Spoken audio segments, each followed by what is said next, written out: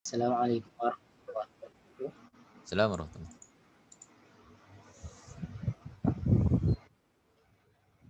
Nama saya Munir bin Muhammad Saufi. Okey. Munir bin Muhammad Saufi. Saya berumur 26 tahun. Okey. Saya berasal daripada Kota Baru Kelantan dan tinggal di Kota Baru Kelantan. Okey.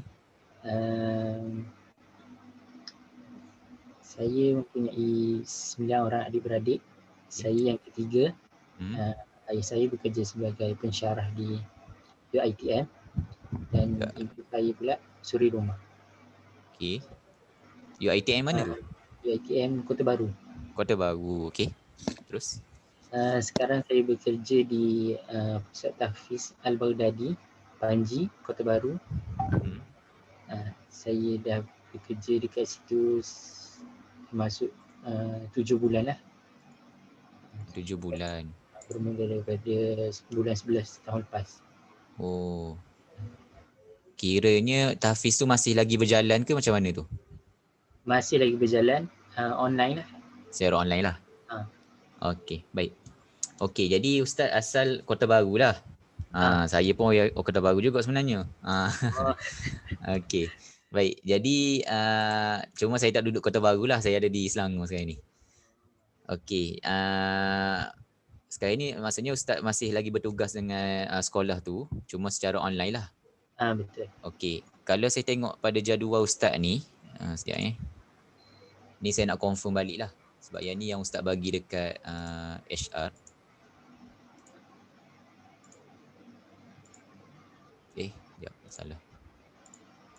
Okey, kalau tengok pada jadual ni, yang waktu putih ni yang Ustaz free lah maksudnya ke? Ya, buat masa sekarang yang putih tu free lah. Maksudnya yang dengan tahfiz tu tak mengajar ke macam mana? Ke waktu yang ni je, yang hitam ni yang mengajar? Yang hitam sebab online ni tak ramai pelajar yang nak. Jadi bila online ni, bila mula je lockdown apa semua, jadi pelajar tak ramai yang nak online. Jadi tinggal sikit je lah, ada dalam 5 orang pelajar. 5 orang je? Oh, dia sebab susah nak access internet ke macam mana tu? Macam-macam, ada yang susah nak access, mungkin line slow ke apa, dan ada yang kalau orang-orang tua dia susah sikit nak benda-benda teknologi ni, dia tak pandai. Ada setengah tu dia memang dia rasa online ni susah lah dia nak dapat ilmu tu, dia rasa lebih baik offline. Oh, jap. Dia tempat Ustaz mengajar ni lebih fokus kepada belajar mengaji ke ataupun tahfiz saja ke macam mana tu? Belajar mengaji. Oh, belajar mengaji. Nama tempat dia Pusat Tahfiz. Oh, tapi maksudnya belajar tu memang belajar daripada basic lah maksudnya gitu? Ke ataupun macam mana? Ada yang belajar mula daripada basic ataupun ada yang tak pernah tahu pasal Al-Quran. Dan ada juga yang pergi tu yang nak belajar balik, yang lama tinggal. Okey, faham. Jadi yang pelajar tu pun sekarang ni pelajar yang Ustaz ada pelajar daripada golongan apa? Yang sekolah, yang budak sekolah menengah ada juga? Ada. Ada Umur 14 tahun. 14 tahun. Tu kira paling muda tu? Paling muda. Paling berusia? Paling berusia umur 50 ada? 50. Okey. Jadi maksudnya yang jadual yang ni kira waktu ni lah yang Ustaz mengajar dengan pusat tahfiz tu sekarang ni? Waktu ni je. Okey, baik. Jadi kalau ikut sekarang ni pun kita tak tahu lagi lah bila yang akan dibuka balik pusat tahfiz tu ke? Secara fizikal lah. Jadi untuk online ni ramai ni pelajar. Jadi tak apalah. Maksudnya yang jadual yang kosong ni kita akan letakkan pelajar ni pada jadual yang Ustaz kosongkan ni lah nanti. Boleh? Okey, baik. Itu selesai untuk yang jadual. Okey, sekarang ni saya nak pergi kepada yang ni dulu. Ni yang saya dah bagi dekat Ustaz. Berkenaan dengan flow yang Ustaz akan jalani bersama dengan saya. Okey, baik. Okay, kalau tengok pada hari pertama ni, Ustaz akan menjalani yang ni lah, pembincangan tugasan yang pertama yang saya telah bagi dekat Ustaz. Lepas tu yang ni saya akan bagi penerangnya berkenaan dengan core value celik Al-Quran. Okay, dan seterusnya Ustaz akan memerhati perjalanan kelas benar. Okay, yang ni insyaAllah esok. Sekejap, saya tengok jadual Ustaz dulu. Okay, Syomel. Okay, esok mungkin ada kelas untuk yang Ustaz yang dekat celik Al-Quran ni. Esok malam pukul 9.30. Jadi Ustaz akan join tengoklah kelas tu. Ustaz akan tengok macam mana kita buat kelas online ni mula daripada awal. Mungkin Ustaz dah biasa kot sebab Ustaz pun ada buat kelas ni juga, okay? Jadi untuk yang ni lebih kurang sama juga. Cuma Ustaz akan tengoklah apa yang kita buat dalam kelas online tu. Cara nak start mula kelas tu apa Ustaz kena buat. Masa kelas dan masa bila nak tamatkan kelas tu lah. Okay. Lepas selesai yang ni, kita akan pergi pada yang hari kedua ni. Hari kedua ni lepas selesai yang memerhati kelas benar ni, saya akan bagi tugasan yang kedua. Tugasan kedua ni Ustaz kena buat simulasi pengajaran dan merakam simulasi pengajaran tersebut. Jadi apa yang Ustaz kena buat dalam simulasi ni, saya akan bagi secara detail lah lepas ni, selepas pada Ustaz selesai tengok kelas tu. Jadi gapo hang Ustaz kena ajar dalam kelas, dalam simulasi tu, saya akan bui belakang. Okey. Selesai yang ni, saya akan bagi masa lebih kurang dalam 2 hari untuk Ustaz siapkan video. Lepas siap tu Ustaz pun kalau siap awal lagi bagus, lagi cepat saya nak proceed. Ustaz pun saya pun akan bagi ulasan yang untuk video tersebut dan bersedia untuk simulasi secara langsung pula. Jadi yang atas ni rakir. Yang bawah ni secara langsung. Secara langsung ni Ustaz akan buat simulasi tu di hadapan saya lah. Jadi saya akan berlakon sebagai pelajar Ustaz dan Ustaz akan mengajar sama seperti macam situasi kelas yang sebenar. Gitu. Okay, jadi yang ni pun buat tu dalam lebih kurang kelas macam biasalah 30 minit. Kelas dekat celik Al-Quran ni paling minimumnya 30 minit. Paling cepat lah tu. Okey, lepas selesai yang simulasi ni, kita akan ada dekat bahagian sebelum masuk ke hari keempat ni, kita akan ada ujian. Ustaz akan jalani ujian. Ujian tu ujian sama juga yang Ustaz akan mengajar macam dalam kelas yang sebenar lah. Nanti Ustaz akan ajar, kita akan bagi Ustaz pelajar. Okey, jadi Ustaz akan ajar dan kita akan nilai lah dari situ. Tengok macam mana Ustaz okey ke tidak. Bila dah okey tu kita akan bawa masuklah Ustaz pelajar kepada Ustaz. Macam tu. Boleh? Okey, lepas tu lepas dah selesai tu barulah kita pergi hari keempat ni latihan penggunaan CQMS. Yang ni saya kata lepas pada ni lah, yang penggunaan CQMS ni lebih kepada sistem je lah. Sistem untuk laksana untuk rekod bacaan pelajar. Okey, boleh. Okey, setakat yang ni untuk yang flow ni Ustaz boleh ada apa-apa soalan tak nak tanya? Buat sini. Jelas kot? Jelas tu. Okey, beres. Okey, baik kita pergi kepada yang tanya yang hari ketiga tu. Yang bawah simulasi pengajaran secara langsung tu Ustaz yang akan berlakon jadi pelajar kan? Ya, betul. Lepas pada tu ada satu lagi lah. Maksudnya yang ni lebih kepada macam latihan je lah, yang simulasi yang secara langsung ni.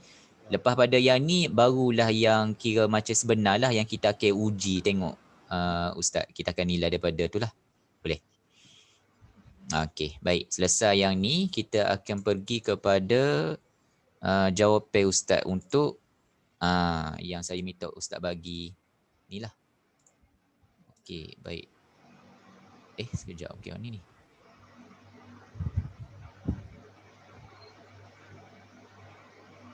Okey, rasanya ni dah kot. Okey, betul. Okey, 5 perkara yang Ustaz nyatakan kat sini ada sini Ustaz nyatakan. Yang pertama, mengenal pasti masalah kelemahan pelajar terlebih dahulu. Okey, betul. Yang kedua, konsep suku kata Al-Quran. Yang ketiga, perbandingan bunyi dalam bahasa Melayu dan bahasa Arab. Yang keempat ada bunyi ada baris. Okey, yang kelima pengenalan huruf menggunakan gambar. Yang keenam lebih fokus kepada bunyi huruf dari nama huruf. Okey, baik.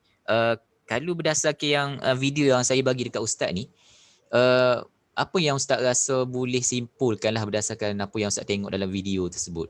Dari segi, contohnya dari segi teknik pengajaran yang Ustaz Syukur sampaikan kepada pelajar. Adakah teknik tu orang kata membantu pelajar tersebut ataupun sebaliknya? Pandangan Ustaz. Silakan.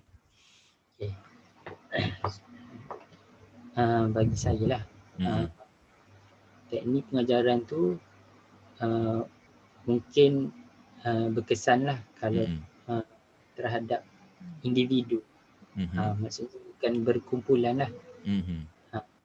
Apa yang saya nampak, bila teknik tu mungkin berkesan, tapi bila mana ada ramai pelajar tu, jadi kita tak boleh nak kesan pelajar mana yang cepat pick up dengan yang lambat. Sebab yang saya ada dengar masa Ustaz Syukur ajak baca sama-sama tu, ada yang cepat, ada yang lambat. Lepas tu ada yang betul, ada yang salah. Maksudnya daripada huruf ba sampai ke huruf ya tu, maksudnya masih lagi ada bila sampai di huruf, contoh huruf kha kan. Tapi bila tengok balik masih ada lagi kesalahan di huruf ja. Maksudnya ada setengah pelajar yang boleh tangkap benda tu, ada setengah pelajar masih lagi tak dapat tangkap. Mungkinlah sebab cepat sikit ke lah, saya tak macam mana. Okay, tak apa. So, okay, terima kasih atas pandangan. Okay, jadi kita tinggalkan yang 5 perkara ni, kita tengok pada yang persoalan pula. Okay, yang pertama Ustaz ada nyatakan di sini, macam mana cara nak mengesan tahap keberkesanan terhadap pelajar yang belajar secara berkumpulan. Okay, nanti saya akan jawab yang ni. Yang kedua, melihat kepada contoh lam untuk kail, gambar menunjukkan bentuk yang sama tapi bunyi yang berbeza, tidak seperti huruf ra. Okay. Gambar juga menunjuk bentuk yang sama. Adakah cara mengenal huruf dengan melihat kepada gambar atau nama terbunyi gambar tersebut? Okey, maksudnya dia berkait dari segi itu je lah. Dari segi bentuk sahaja, okay? Tak berkait dari segi nama kail tu, okay? Okey, tak apa yang tu. Nanti saya akan jawab. Yang ketiga, bagaimana cara yang lebih berkesan untuk pelajar lebih mudah mengenal huruf bersambung. Okey, baik. Okey, yang ni saya akan jawab dalam sekejap lagi. Cuma saya nak bagi tahu dulu yang 5 perkara yang Ustaz boleh ambil dari video tersebut. Okey. Video tersebut kalau Ustaz tengok, yang pertama adalah kita nak memudahkan pelajar tu mengenal huruf dengan menggunakan gambar. Jadi kalau Ustaz tengok pengajaran yang Ustaz Syukur sampaikan tu, teknik yang kita pakai dari segi nak memperkenalkan huruf, kita menggunakan gambar lah.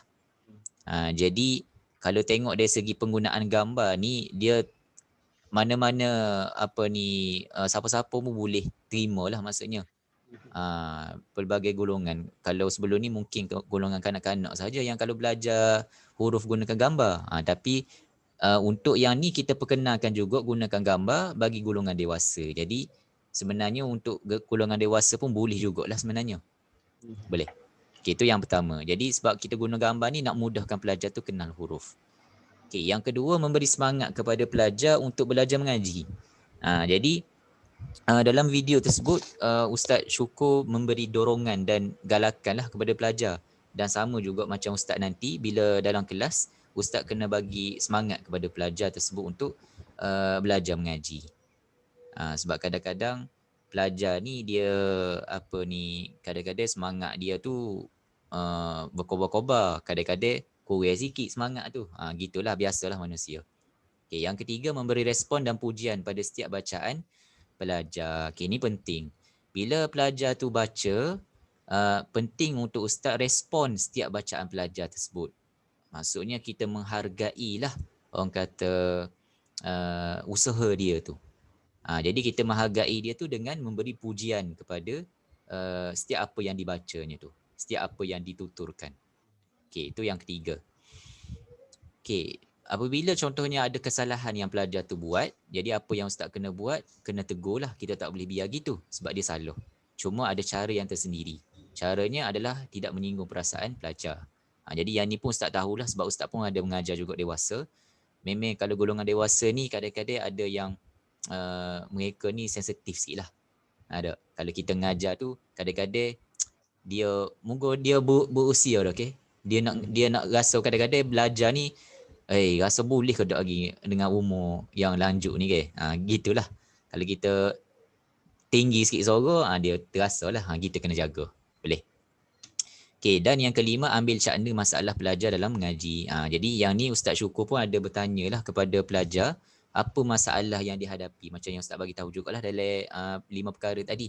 Maksudnya penting kena tahu apa masalah yang dihadapi oleh pelajar tersebut. Kalau kita tak tahu, susahlah kita nak selesaikan masalah dia tu. Jadi kena tahu masalah secara umum lah. Okay. Baik. Selesai untuk yang 5 tu. Okey, hari ni saya nak menerangkan berkenaan dengan mungkin akan menjawablah beberapa soalan yang Ustaz tanya tadi. Okey, saya nak perkenalkan celik Al-Quran lah secara lebih detail. Okey, kalau tengok di sini siapa pelajar di kelas bimbingan individu. Okey, kita panggil kelas yang kita laksanakan ni sebagai nama dia kelas bimbingan individu. Jadi kalau Ustaz tengok pada perkataan kelas bimbingan individu tu, maksudnya mungkin Ustaz boleh bayar dah.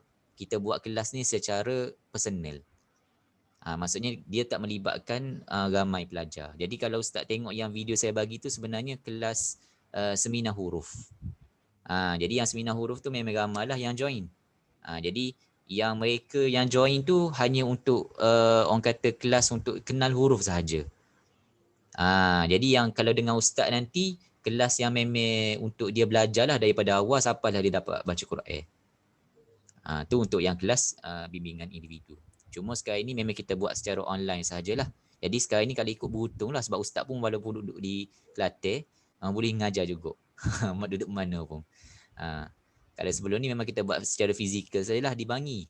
Tapi sebab PKP ni ada hikmah dia juga, dapat buat online. Okey. Jadi kalau fokus pada golongan yang belajar di sini, pelajar dewasa lah, memang yang berumur kalau nak kata 25 tahun ke atas ni, ada juga yang bawah 25 pun, tapi tak ada pelajar yang sekolah menengah. Kalau ada pun umur mungkin, saya tak berapa pasti yang ni, mungkin ada lah 18 ke atas tu insyaAllah ada. Dan kebanyakan pelajarnya dalam lingkungan umur 40 hingga ke 60-an. Jadi ada yang masih bekerja, ada yang dah pencen. Jadi masa Ustaz mengajar dulu pun rasanya lebih kurang ni jugalah kot. Gitu. Okey, jadi macam yang saya bagi tahu tadi, pembelajaran kita laksanakan secara individu, personal, one to one. Okey, yang seterusnya kita menggunakan modul dan sistem yang sama dari celik Al-Quran. Maksudnya pelajar ni dia akan bila dah daftar dengan kita, mereka akan belilah sebenarnya modul dan pelajar tu akan guna modul tersebut. Kalau dia kena, maksudnya sekarang ni memang kita akan ambil pelajar yang memang mula daripada huruf. Kita tak ambil macam contohnya pelajar tu yang dah boleh baca Quran, tak. Kita ambil mula daripada huruf. Jadi modul tu dia ada dua, modul celik huruf dengan celik tajwid. Jadi kalau start tu kita akan start dengan huruf lah. Gitu. Okey, jadi apa tugas ustaznya? Yang ustaz kena buat adalah perlu menguasai modul yang digunakan di celik Al-Quran. Jadi sebab itulah kita buat training ni. Sebab nak train ustaz untuk bagi tahu macam mana pelaksanaan modul tu. Macam mana nak sampaikan kepada pelajar tersebut. Mungkin kalau tajwid, saya tak pastilah kalau Al-Baghdadi tu macam mana. Tapi kalau untuk yang tajwid kita ada style kita yang tersendiri lah. Boleh. Okey, seterusnya setiap guru perlu menjalankan sesi kelas mengikut SOP. Jadi kita ada SOP yang telah kita tetapkan. Jadi ustaz kena laksanakan mengikut SOP yang telah disediakan lah. Maksudnya apa yang ustaz kena buat sebelum kelas, semasa kelas dan selepas kelas. Boleh. Okey, setakat ni ada apa-apa persoalan yang ustaz nak tanya? Maksudnya semua guru tu memang dia akan bagilah modul tu. Ya, betul. Ke modul tu dia untuk pelajar je? Modul ustaz akan dapat jugalah. Modul yang celik huruf dengan celik tajwid itu ustaz akan dapat juga. Cuma yang samalah, maksudnya pelajar dapat yang tu, guru pun dapat yang tu juga. Cuma bezanya kita akan bagi tahulah macam mana cara pengajaran tu, cara untuk menyampaikan tu. Tu je lah. Boleh. Okey, baik. Kita terus kepada yang utama hari ini. Okey, dekat celik Al-Quran ni kita ada 3 nilai teras utama lah. Orang kata benda ni sebagai pegangan dalam celik Al-Quran. Okey, jadi 3 perkara ni, 3 benda ni Ustaz akan guna pakai semasa mengajar nanti, dan 3 perkara ni jugalah yang saya akan nilai dalam simulasi pengajaran nanti. Baik semasa rakaman dan juga semasa secara langsung lah. Okey, yang pertama kalau Ustaz tengok, mudahkan. Kat sini kita cuba sedaya upaya untuk mudahkan dari segi pengajaran. Yang pertama pengajaran. Jadi kita tak membebankan pelajar. Contohnya kalau belajar tajwid, kita tak membebankan dengan nama-nama hukum dalam tajwid. Jadi kita akan mudahkan, ada teknik yang kita ada buatlah dalam nak sampaikan macam mana nak mudahkan pelajar tu faham. Jadi itu yang pertama, mudahkan. Dan kita juga nak mudahkan pelajar ni supaya mereka rasa belajar Quran ni mudah. Kita tak sewi rasa macam nak belajar Quran ni rasa susah je. Kalau masuk tajwid, nak banyak orang kena ingat ustaz. Contohnya gitu. Jadi kita cuba nak biar dia rasa tu, belajar Quran ni taklah susah mana. Kita nak biar hilang tanggapan tu. Okey, yang kedua adalah kita akan puji. Kita akan mengamalkan benda ni lah, puji. Puji ni memang kena sentiasa keluar semasa mengajar tu lah, terutamanya. Bila pelajar tu baca, kita puji usaha dia tu supaya mereka ni rasa lebih bersemangat. Jadi siapa-siapa pun kalau kita buat gapo, kalau orang puji kita, kita rasa lebih bersemangat nak buat kerja tu, betul tak? Okey, dan yang ketiga adalah ambil berat. Ambil berat ni maksudnya kita care dari segi progres pelajar tersebut, kemajuan pelajar tersebut. Maksudnya kita kena tahu dulu apa masalah dia. Contohnya huruf dia tak kenal lagi. Jadi kat situ kita care dah. Jadi bila kita dah tahu dia ni ada masalah dari segi huruf tak kenal, jadi setiap progres dia tu kita kena ambil cakna lah kat mana huruf yang dia perlu diperbaiki lagi. Jadi kalau contoh huruf ni tak comel lagi, kena hold dululah, maksudnya jangan terlalu cepat kita nak sampai habis ke modul tu. Jadi dekat sini saya boleh ayatnya, kita tak ada macam masa yang kita tetapkan kena habiskan huruf ni berapa lama. Tak ada. Jadi kita akan ikut pada prestasi pelajar tu. Kalau anda kata pelajar tu memang susah nak boleh ingat huruf. Okey. Sampai tu ambil masa 3-4 bulan contohnya. 3-4 bulan. Kalau tajwid pula, contoh ambil masa 10 bulan contohnya. 10 bulan. Gitulah. Okey, boleh. Okey, sebabnya kalau kita tengok memang pelajar ni dia berbeza dari segi orang kata kemampuan mereka. Ada yang laju, ada yang slow. Gitulah. Okey, boleh. Jadi yang 3 nilai teras ni lah yang saya akan tengok juga masa Ustaz mengajar nanti dalam video, dan juga semasa nanti Ustaz akan dalam kelas nanti pun benda ni lah yang Ustaz akan guna pakai. Boleh. Okey, baik. Jadi ni SOP yang kita ada. Antaranya yang ni kelas bimbingan individu. Dalam SOP ni nanti saya akan bagilah dekat Ustaz. Ada berkenaan dengan macam mana nak melaksanakan kelas tu, sebelum kelas tu apa Ustaz kena buat. Cuma sekarang ni kita ada yang kelas bimbingan online. Jadi beza dia ada sikit lah, beza dari segi persiapan sebelum kelas tu lah. Sebab Ustaz kena sediakan dari segi tu lah, internet apa semua. Okay, lepas tu ada kemaskini jadual pelajar. Lepas tu dia ada apa ni? Macam mana nak memuji pelajar dan menegur pelajar, ada jugalah dalam ni. Macam mana kalau pelajar tu buat salah, kita nak tegur cara macam mana yang terbaik. Dan yang terakhir itu penerangan konsep suku kata. Jadi Ustaz ada tengok dalam video tu, Ustaz Syukur ada datangkan satu konsep. Konsep yang mana baris sama dengan bunyi. Ada dalam ni berlaku. Jadi tugas Ustaz senang je. Ustaz tengok, baca, faham, SOP, laksana. Okay, beres lalu. Okay, boleh. Okay, ada apa soalan sebelum saya tamat sesi pada malam ni? Tak lama, sekejap je. Tak ada Okay, jadi kalau tak ada, saya rasa untuk yang persoalan yang Ustaz tanya tadi macam lam apa semua tu, mungkin Ustaz akan lebih jelas lah bila saya akan bagi video modul nanti. Sebab dalam modul tu Ustaz akan tengoklah macam mana penerangan setiap huruf tu apa semua. Okey. Jadi kalau tak ada apa-apa untuk untuk sesi yang seterusnya, esok malam nanti saya akan WhatsApp Ustaz dan saya akan minta Ustaz WhatsApp lah Ustaz Iqbal nanti untuk minta link untuk join kelas tu lah. Jadi dalam kelas tu nanti Ustaz tengok je lah, tak perlu nak on kamera apa semua, tak perlu on audio, tengok je dia buat kelas. Boleh?